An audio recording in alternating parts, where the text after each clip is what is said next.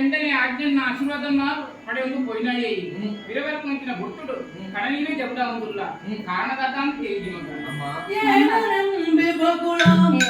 ಏದು ಬಾಲದೈ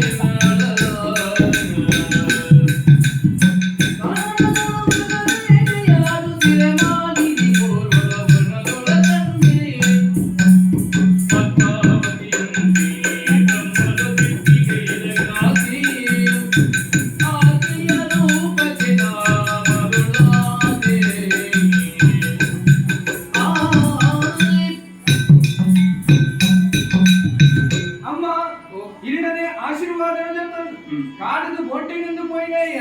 ಕಾಡದ nut ಕೊರ್ಲ ಕಟ್ಟದ ಪೊನ್ನ ನೋಡ್ತೀನಿ ತುಯ್ಯೆ ಏನೇ ತಾನೇ ಅಂದು ಬಂದೊನ್ನಗ ತೋಡಾಧೀಶದ ಆಕಾಶರಾಯೆ ಧರಣಿ ದೇವಿ ಪನ್ಪುನ ಕಲ್ಲ ಮಗಲಿಗೆ ಉದರ್ ಪದ್ಮಾವತಿಗೆ ಕೊರ್ಲ ಕಟ್ಟದ ಪೊನ್ನನ್ನು ಚೀಬಕ್ಕ ಅಲನೇ ಮದುವೆಯಾವಡು ಪಡೆದು ತೀರ್ಮಾನ ಮಾಡಿದೆ ಈ ಮಗಕ್ಕೆ ಮದುವೆ ಮಲ್ಪೋರ ಮದುವೆ ಮಲ್ಪು ನಂದು ಮಗ ಕತ್ತಿಗೆ ಪಣ ಕೊಡುತ್ತ ಸಾಲದೆ ತೊಂಗ 7 ಸಾಲಿಗೆ ತೊನ್ನು ಕುಬೇರೆ ಉಲ್ಲೆ ನಮಗೆ ಸಾಲ ತೊಂದ್ರೆ ಏತಂದಿಗೆ ತೊಂಗ 14 ಸಾಲ ರಾಮಠಕ್ಕೆದ ತೊಂಗ ಸಾಲಿಗೆ ತೊನ್ನ ಮಲ್ಲ ವಿಷಯ ಮಗ ಅವೇನ್ ಕೂಡ ಮರು ಸಂದಾಯ ಮನ್ಕೊಡ್ಚ ಸಂದೈತ ಮಲ್ಪುಡ ನನೊಂಜಿ ಕಾಲ ಉಂಟು ಕಲಿಯುಗದ ಆದಿಭಾಗ ಆ ಭಕ್ತುಡು ಶ್ರೀನಿವಾಸ ಆಯ್ನಂಚಿನ ಯಾನೆ 7 ಗುಡ್ಡದ ನಡುಟುಪ್ಪುನಂಚಿನ ತಿರುಮಲ ಗುಡ್ಡೆ ಅವನು ತಿರುಪತಿ ಪನ್ಪುನ ಕ್ಷೇತ್ರಡಿ ವೆಂಕಟರಮಣೆ ಪನ್ಪುನಂಚಿನ ಕುದರಡಿ ಪದ್ಮಾವತಿನ ಒಟ್ಟುಗು ನೆಲೆಯಾಪೆ ಎನನೆ ನಮ್ಮುನಂಚಿನ ಲೋಕದ ಭಕ್ತಾದಿರು ಮತ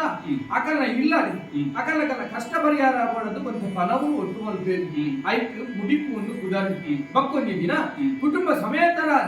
ಒಟ್ಟಿಗೆ ಎನ್ನಡಿಗೆ ಬಂದದು ಎನ್ನ ಹುಂಡಿಗೆ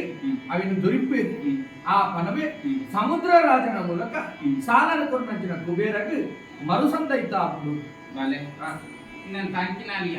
ಎನ್ನ ಪುದರ್ನಲ್ಲಿ ಒತ್ತು ಕೊರುವನು ಅಮ್ಮ ನನ್ನದು ನಿಕ್ಕಿ ಜನ್ಮ ಇಚ್ಚಿ ಯಾನ ರಾಮೆ ಆದ ಪುನಗ ಶಬರಿ ಆದ ಬತ್ತ ಯಾನ ಕೃಷ್ಣ ಯಾನಗ ಯಶೋದೆ ಆದ ಬತ್ತ ಅಲ್ಲ ಇತ್ತೆ ಬಕುಲೆ ಆದಿ